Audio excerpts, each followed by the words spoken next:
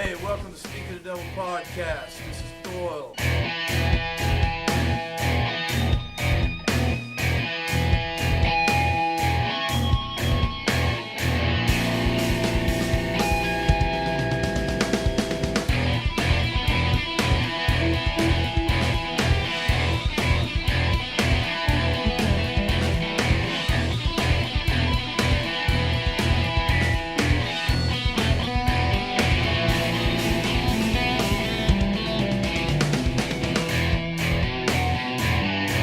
Hello, everyone, and welcome to episode 20 of the Speak of the Devil podcast. We have made it.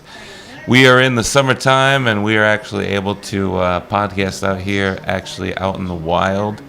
La Fiesta!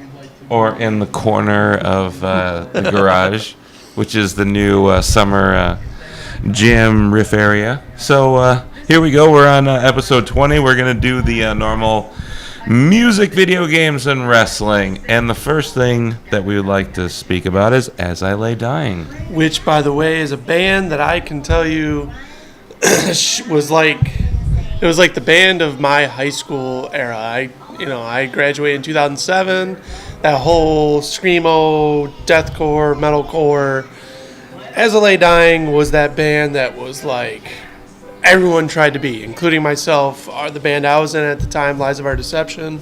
That As I Lay Dying was one of those bands that was like a huge influence, and we actually got to see them at Mayhem 2013. I want to say that was with Slayer, which we've talked about before. They opened the main stage. They opened up the main stage in front of Slayer, Motorhead, and Slipknot. And best Mayhem, probably in my opinion, ever. Oh, hands down. And just shortly after that, he was arrested for apparently trying to hire a hitman to murder his wife. And I remember when this happened. He actually, the way it worked, he was a big, heavy lifter. He got into lifting. It wasn't a surprise that he took steroids. But he actually confronted a guy at his gym. Hey, kill my wife? You know? And this guy spoke to the authorities, and they obviously set him up, and that's how he got caught. I can't remember if it was that or the guy that he was working out with actually was a cop. It might have been either way. I'm not sure, but either way, it was whoever he was working out with was the guy that found this out. So that being said, he went to prison for a 6-year term and was let go just recently. Served 3 years. She served 3 years on parole, and As I Lay Dying, as of what was it, today or yesterday, they released a video of some new music. Yep. And it was all instrumental. And was it instrumental? I can't remember. It says, there's currently no word on whether or not Tim Labidis is back with As I Lay Dying, but the video teaser ends with a hand picking up the mic. It looks like the person grabbing the mic has a sleeve of tattoos, which can indicate his return, but it's too out of focus to tell for sure. That's my opinion. It's like, let's see, Tim gets out of prison. As I Lay Dying's teasing their comeback because they actually formed a different band that was called. They just played headliners with After the or not. They played Frankie's with After the Burial. What was it? Woven War. Yep.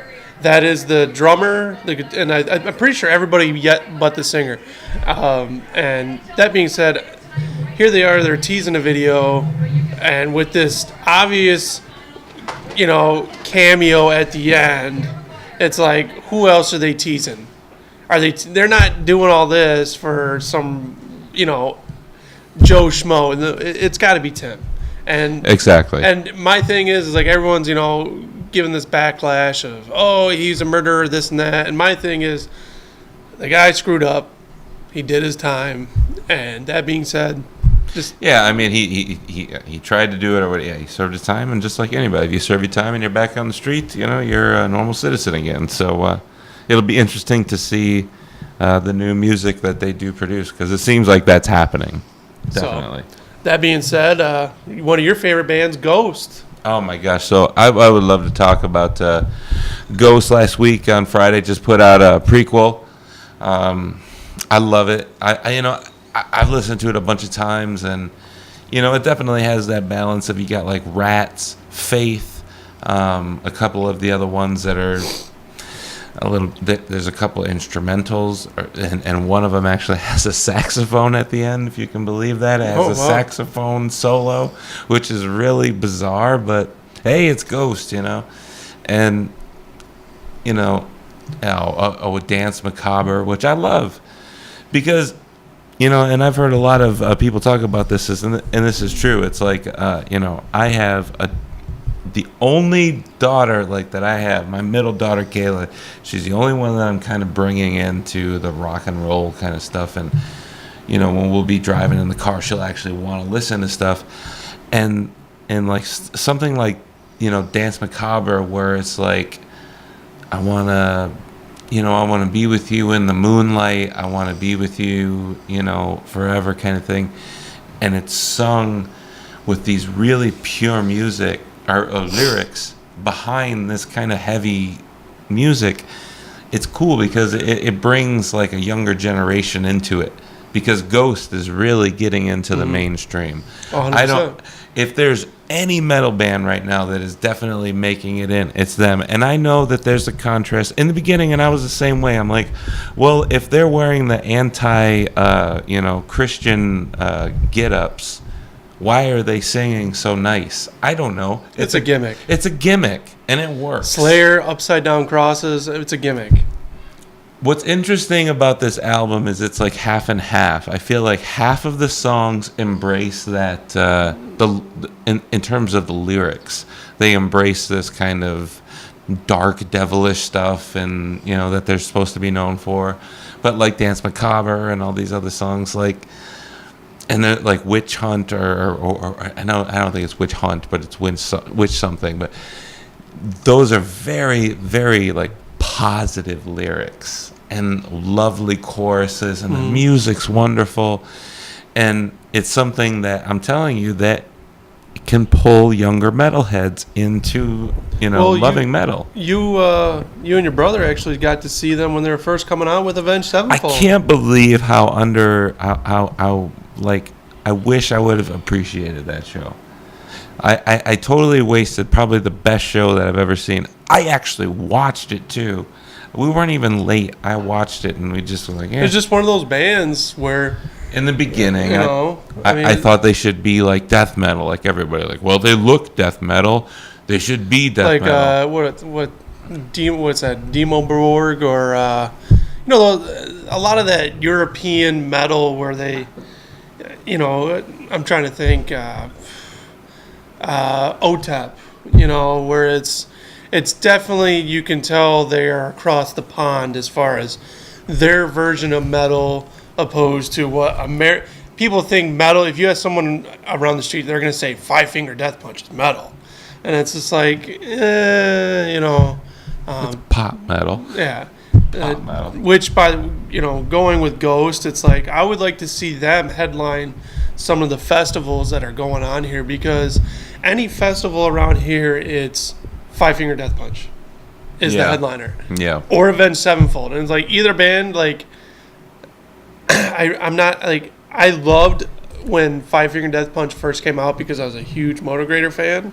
But now it's just like their latest CD that came out, total ripoff on Metallica. Like, yeah. Not to stray away from what we're talking about. Well, no, yeah, of course, of course. But I just think Ghost. I feel like they've paid their dues. That they should be paid. Like, they should have been a headlining act at Rock on the Range. It's. I think that they will be. The thing is that's interesting is, now that I've heard interviews recently, and Tobias Forge, now that he's exposed, he's been doing interviews at all the local circuits as himself. And there's no more trickery. And I've heard some really interesting interviews with him where he talks about the set and the production, and he knows that he's totally admitting that he's Cardinal and a Papa and all this stuff, because now it's out there, and I love that, actually, because I think that the more transparency, the better, because when it was this mystique, it was hard to kind of like connect. Now he's a real person. Now he's like saying, yes, I'm trying, I'm doing my best, and I think it was fun, it's whatever, but like you said, it's like, how far are you going to go with it? And that being said, it's like the crowd, I gotta be honest with you, the American crowd is a terrible crowd. it sucks for when metal. when it comes to metal. It's like, unless they don't know song from start to finish, it's like you play something out of the ordinary. You play have a band on a show like you went to that no one knows about. That it's just like, oh, I came here to see Five Finger Death Punch. I don't know this. And I hate to say it, but it's like we're the only country that really has hip hop and rap as kind of the focus of our pop. Well, just music. watch a video. When we watched the Godsmack video from Rock on the Range, it's like everyone's just standing there. And it's just like, Oh yeah, exactly. it's just like, are you kidding me? You know, it's just, I don't know. It's the same thing. That again, that's another topic of itself. But And then on the side note, like we did want to mention that we think it's good for like, and just as the same way that Tobias is kind of breaking the fourth wall, like, hey, I'm a real person. Ghost broke the fourth wall the other night, where a fan actually had a heart attack at a show.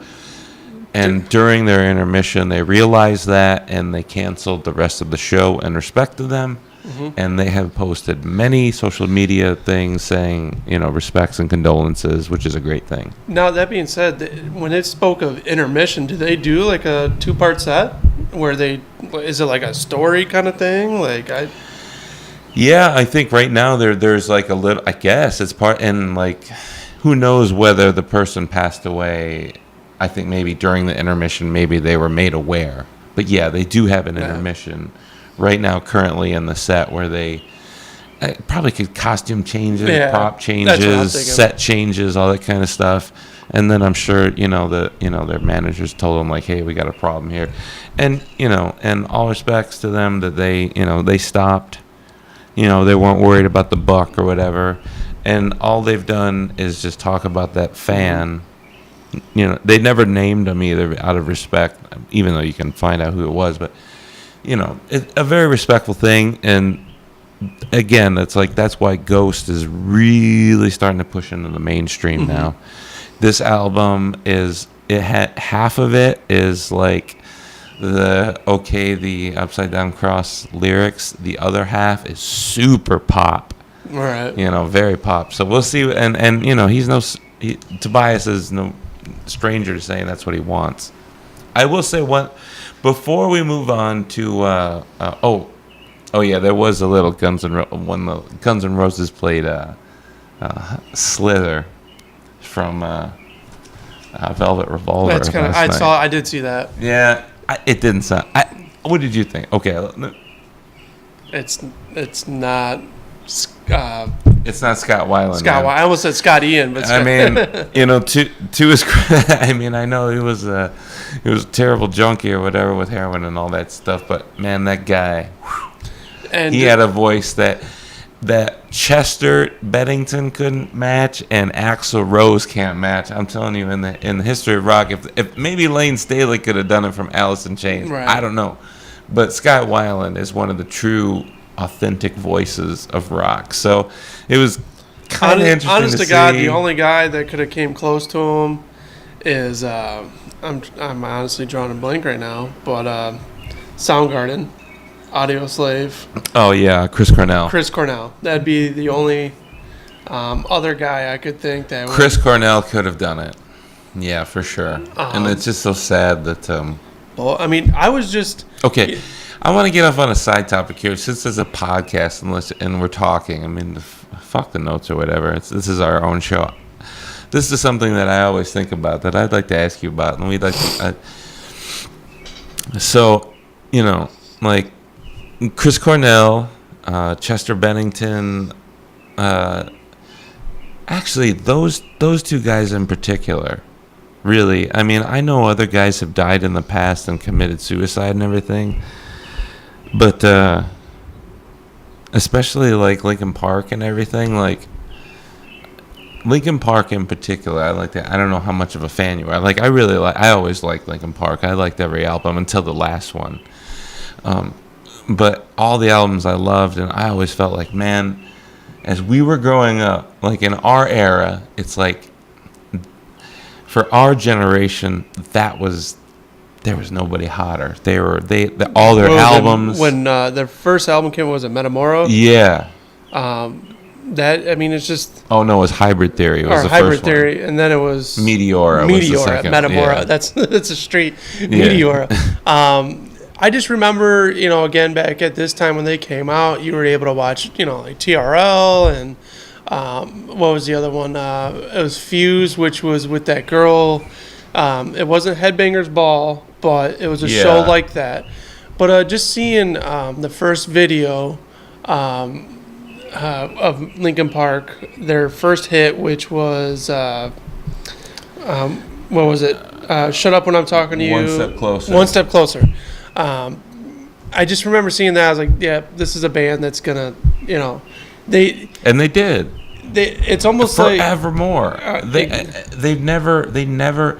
They were one of those bands that never stopped being popular. Well, they're just so creative. I mean, they just had a sound. They had their own image. They had, I'm not a big rap guy, but they did it tastefully.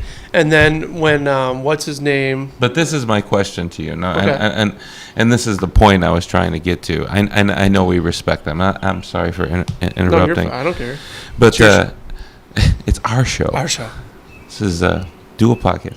But like my thing is, when I hear their music anymore on the radio and everything and the lyrics, I kind of feel weird about liking it, because a lot of their lyrics are very depressing and self I just want to end everything and let me just end it all, and he did, and in some ways I'm like, I don't know, should I like that anymore? Because I don't want to die. I don't want to kill myself. But it's like I appreciate the music, but it's like you feel like if the end result of the artist was to kill themselves, it's like, was that the meaning of all the lyrics?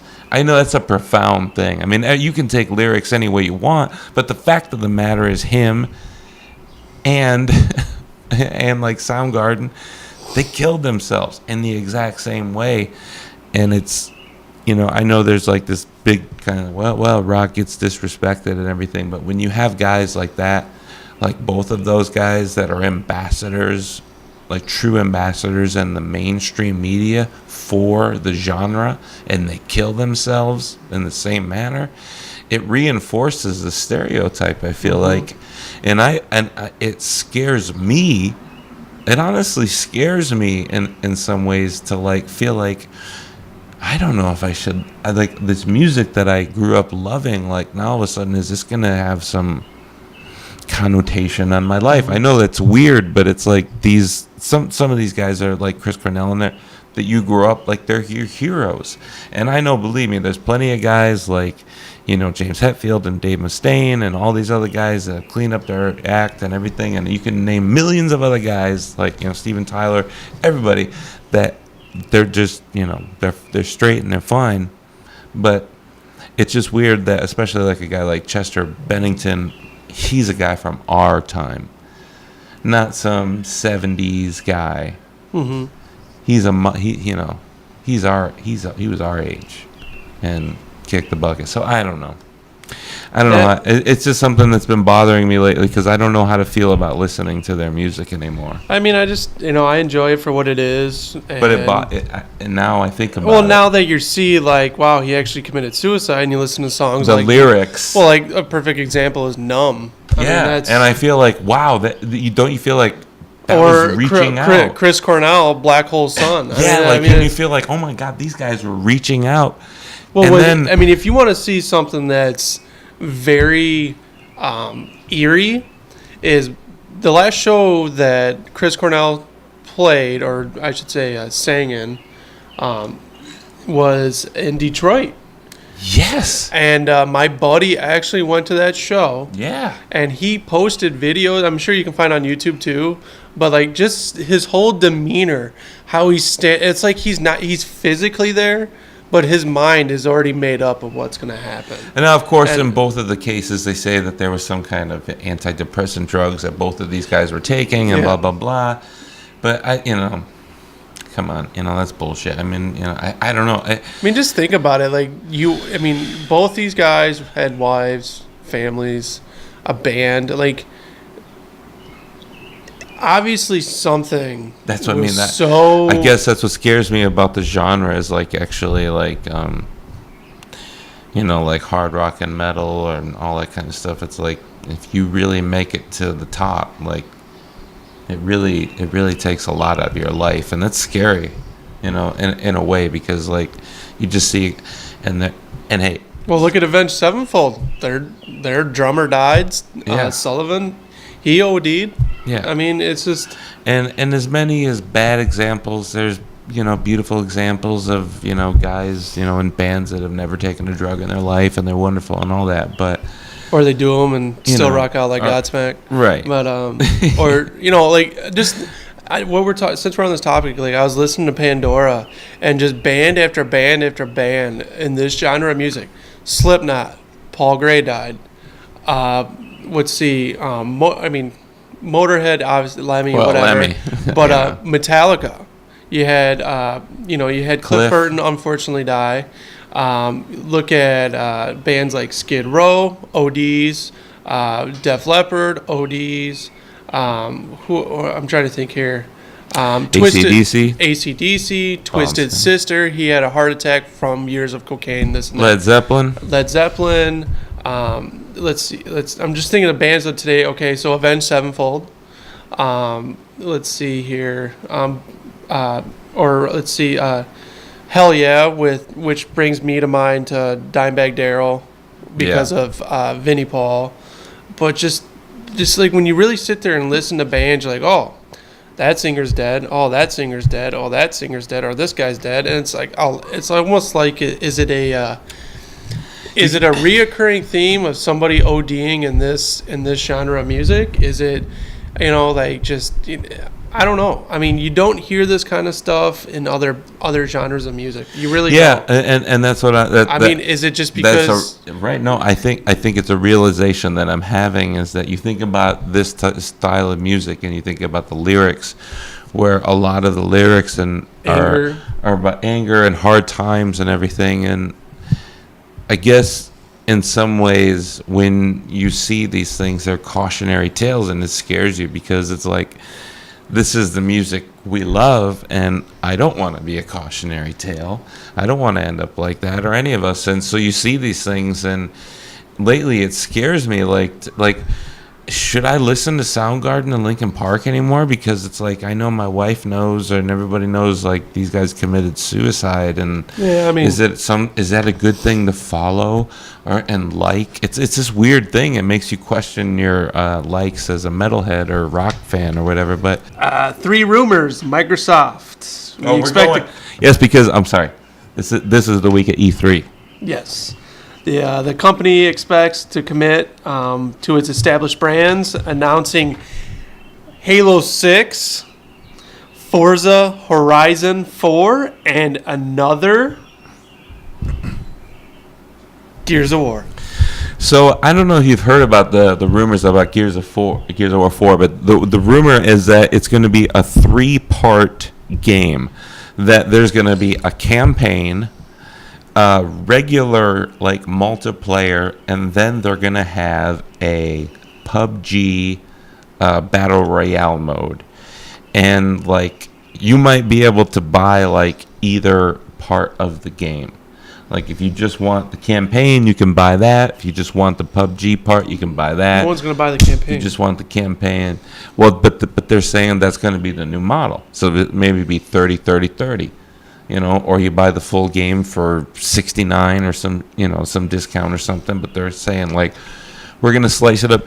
But and I know that Call of Duty 4 they've also officially announced that they're doing a battle royale mode in their game, and there's going to be no campaign at all. So everyone's going to be copying PUBG. Oh yeah, I mean we predicted this. I mean we already talked about this. I mean now it's official. everybody's doing it. So it's such a simple concept. I mean, now right. the mat gets smaller. I mean, that's really. I mean, you're playing. But be real. In some ways, doesn't that excite you? Because I'll tell you this: the thing, I love PUBG as a concept and a play, and like this idea that you can play it, but the graphics suck. Yeah. It's like this. It looks like PlayStation 2. It looks like I'm playing SOCOM. And I know like on the PC it looks better and everything, but the idea of having Call of Duty style graphics and frame rate and all that stuff, that works. But for me, it's like Gears of War is a very limited weapon base. Extreme. Like, how do you, like this idea of you're going to land into this area and get weapons? It's like, there's like 4 weapons in Gears. I mean, they would have the Lancer, the retro Lancer, the new SMG, the pistols, the Boltok, the sniper. True. Maybe, but maybe you have to just invent some more too. Oh, like, you get new game, new weapons. Yeah, new game. But it's like obviously like with. I mean, Call of Duty is officially doing it. E3, they're saying Gears is going to announce this. I did not know this about Halo 6, though. I actually was just in the mood. I was talking to your brother on Friday about Halo, and I thought about download. I wanted to play it, and then I forgot I deleted it, and I didn't want to re-download it. I've got the game. It's just I'm so tired of this crap, dude. The whole downloading is just I'm tired of it. Downloading. You're tired of it, but it ain't going away. Oh, I know it ain't going away. It ain't going away. No. I mean, there won't be a GameStop to buy a game. It's going to be all digital. Yeah, and in some ways I'm embracing that as well, but I understand. Like, it just sucks because it's like you can't. The thing, I don't mind buying digitally, but the problem is that when they stop supporting the digital stuff, like I have stuff, like on the 360 or maybe even the old Wii or something, and it's like, well, we're done with that service, so you can't play that online anymore. I mean, there's a lot of Xbox, even One games that, like old Call of Duties and stuff, it's like they don't support the network anymore. Mm-hmm. So yeah, on one hand, it's great to have these digital things, but on the other hand, it's like, not only can you not play them online, in some cases, you can't even play the single player because there's just no access. So, I mean, that's kind of the future of it. I don't know. I hate having a big library of, physical media, but at the same time, I don't want my digital stuff just being gone in any day. So we'll see. It's all going digital though, so that's just the way it's going to go. We'll see how that goes. So here we go to the main event. It's and honestly, it's been a while since the last podcast, but the reason is, a lot of this podcast is driven by wrestling, and we had like this flurry of wrestling. We had WrestleMania, we had Royal Rumble, WrestleMania, and then the greatest Royal Rumble, like back to back to back, and all this kind of stuff, like within 2 months, and now we're finally back to this. We're not going to get a pay-per-view for a while, so I think we're still like a week or two out from Money in the Bank. And so finally we can do a prediction show. We didn't do one for the greatest Royal Rumble. We did do one for WrestleMania, but greatest Royal Rumble was announced so fast that it was like, we were doing, Harrowsfield stuff, and we just didn't have a time to do a prediction show for that. But here we are. We will do a prediction here. Here we go. And here we're starting. We're reading off notes. We don't even know. It's. I haven't really been following it. I lost taste because they're pushing the women's division down your throat, and I'm not sexist by any means, but I watch wrestling to watch the men wrestle. The women cannot wrestle like the men. I don't care who you are. You're not going to tell me any different. I give them the benefit of the doubt. But watching a lady like Carmella scream her head off and try and bump off the ropes, she's 110 pounds soaking wet. They honestly make wrestling look so fake. Yeah. And that is what turns me off by it. The few that actually can execute, Natalya, Charlotte, that honest to God, Nia Jax, but everyone wants to watch, these half-naked Nikki Bellas, Carmellas. I mean, it doesn't do it for me. And that being said, I feel like they're wasting a lot of time trying to push the women's women's division, opposed to making people like on our front page here, Luke Harper. He has such a good gimmick, and they just keep shitting on it. They're doing them with the Bludgeon Brothers. I mean, it's bad form. I mean, it's almost like watching a B flick of the Ascension. I'm sorry. But it's just, I don't know. It's just like they keep bringing in old people. Here we are with Daniel Bryan back, Lashley's back. How many times are we going to push Roman Reigns? I was a Roman Reigns fan when he came out. He's boring as fuck to watch.